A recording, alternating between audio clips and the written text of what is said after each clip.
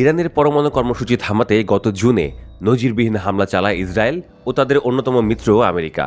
যে কোনো মূল্যে ইরানের পরমাণু অস্ত্র তৈরি ঠেকাতে তাদের মাটির নিচে লুকানো ফোর্দো, নাতানস ও ইস্পাহান পরমাণু কেন্দ্রে বাংকার ব্লাস্টার বোমা দিয়ে হামলা চালানো হয়। হামলার পরপরই মার্কিন প্রেসিডেন্ট ডোনাল্ড ট্রাম্প দাবি করেন, ইরানের পরমাণু অস্ত্র তৈরির স্বপ্ন চিরতরে শেষ করে দেওয়া হয়েছে। ইরান আর কখনোই পরমাণু অস্ত্র বানাতে পারবে না বলেও দাবি করেন তিনি।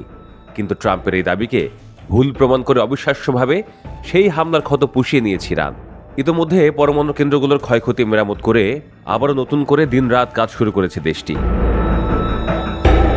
মধ্যপ্রাচ্যের আঞ্চলিক কর্মকর্তারা বলছেন, ইসরায়েল ও আমেরিকা যৌথ হামলার পরেও এখনও পরমাণু অস্ত্র তৈরির সক্ষমতা ইরানের রয়েছে। এ পরিস্থিতিতে উদ্বেগ জানিয়েছে ইসরায়েল। ইরান গোপন একটি স্থানে পরমাণু অস্ত্র তৈরির গুরুত্বপূর্ণ উপাদান ইউরেনিয়াম সরিয়ে নিয়েছে বলে দাবি করেছে তারা। সেই গোপন কারখানাগুলোতে ইরান দিন রাত 24 ঘন্টা ক্ষেপণাস্ত্র তৈরির কাজ চালাচ্ছে বলেও উদ্বেগ জানিয়েছে ইসরায়েল। মধ্যপ্রাচ্যের আঞ্চলিক কর্মকর্তা ও বিশ্লেষকদের মতামতের ভিত্তিতে মার্কিন সংবাদ মাধ্যম দ্য নিউ ইয়র্ক টাইমস বলছে, ইসরায়েল ও আমেরিকার হামলায় ইরানের ক্ষয়ক্ষতি হলেও তা মোট ক্ষতির তুলনায় অনেক কম ছিল। ফলে এখনও পরমাণু অস্ত্র তৈরির পথে রয়েছে ইরান। আর এই কারণেই মধ্যপ্রাচ্যে ইসরায়েল ও ইরানের মধ্যে পরবর্তী যুদ্ধ কেবল সময়ের অপেক্ষা বলে মনে করছেন তারা।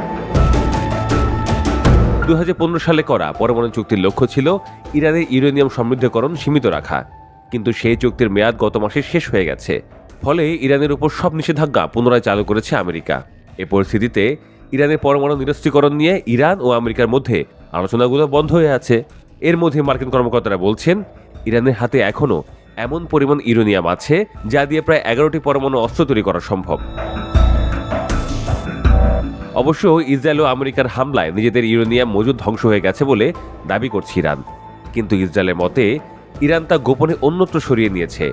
ইরান এখন পিক্যাক্স মাউন্টেন নামে একটি নতুন সমৃদ্ধকরণ কেন্দ্র গড়ে তুলছে, যেখানে আন্তর্জাতিক পরিদর্শকদের ঢুকতে দেওয়া হচ্ছে না বলেও অভিযোগ তুলেছে ইসরায়েল।